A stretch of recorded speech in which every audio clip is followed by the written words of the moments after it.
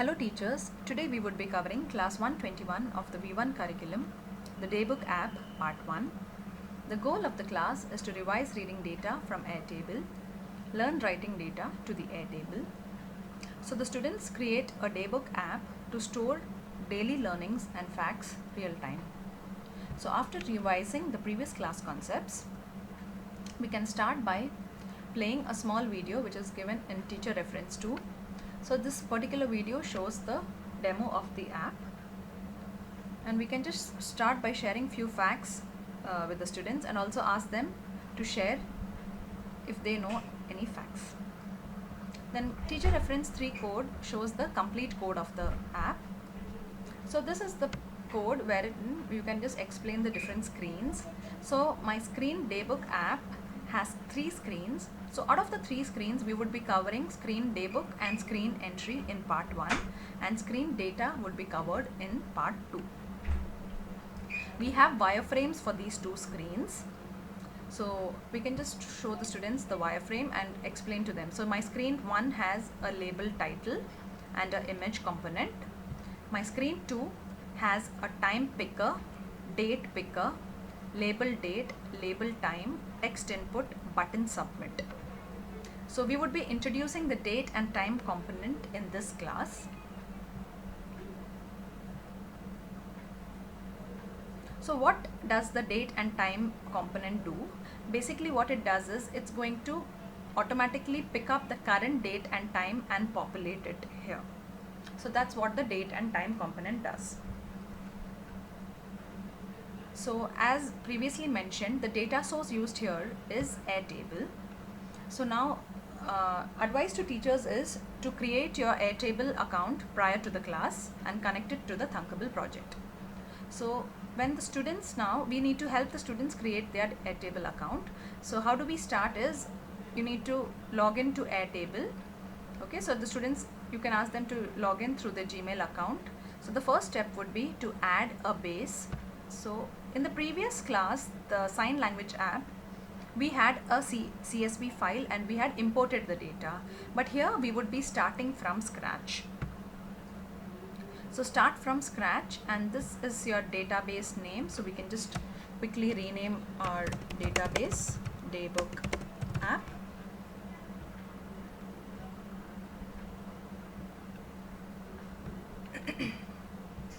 So once the database is created, we need to remove the unwanted columns. So my particular database, it requires only 2 columns. So one would be to store the date and time, and the other, and it is in date format. So make sure you choose the format and friendly format so that it's easier for us to understand.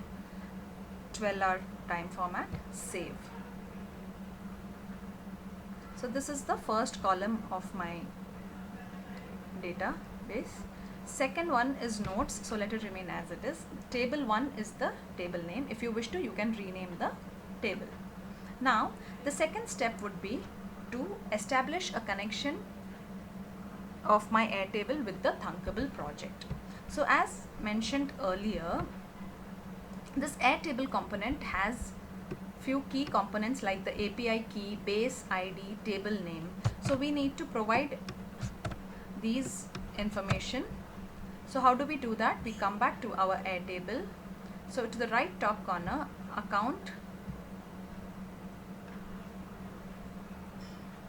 So now we are trying to find the API key. So the API key is basically a key which is used to access my database. So the project, okay, only by using this API key, the project can access the database.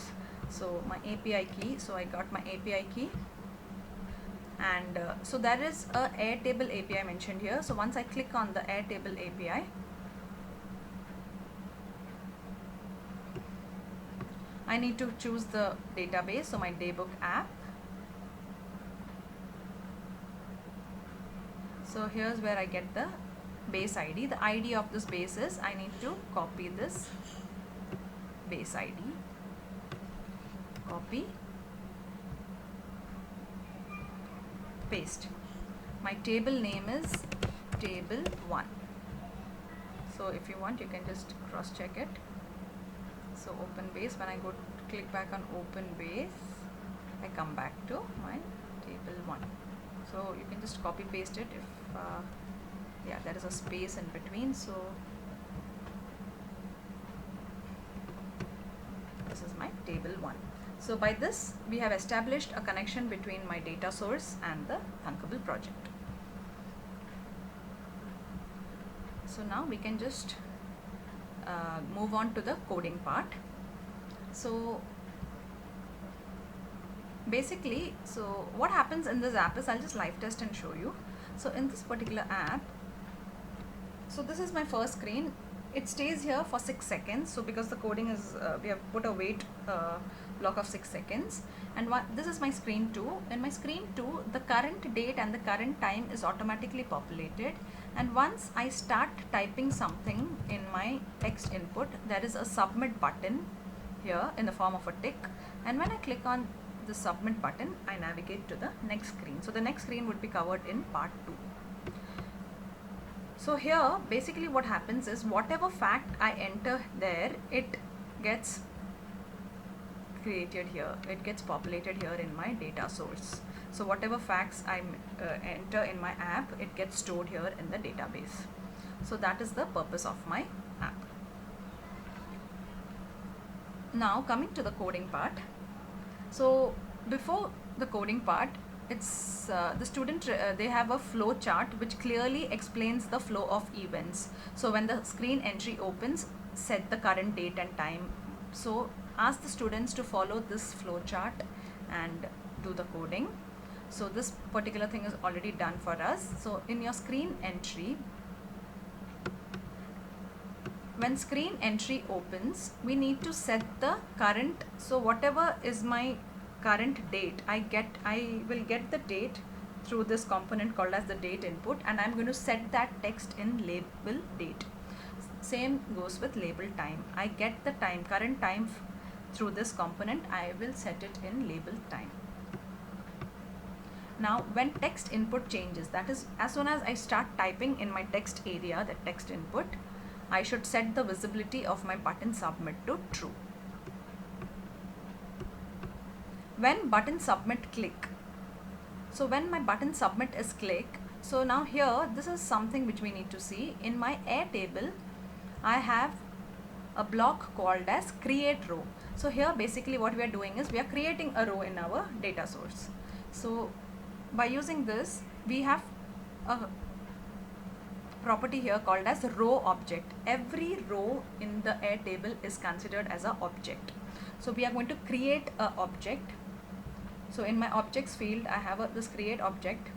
You click on create object, and we need to drag and put these two. So whatever columns I have here in my database, that is the date and time and notes, I need to create those many fields here.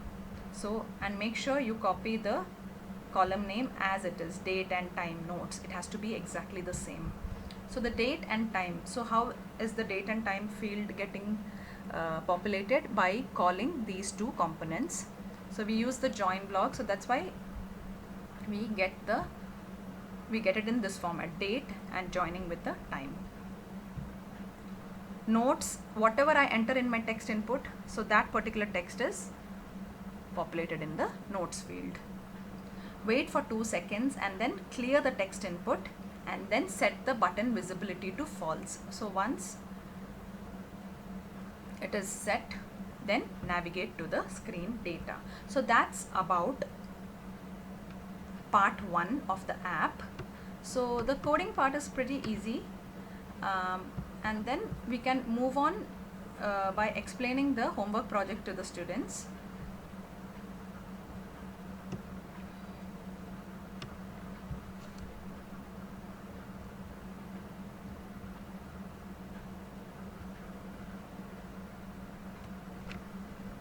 Just explain the homework project, and so it's about the phone book app.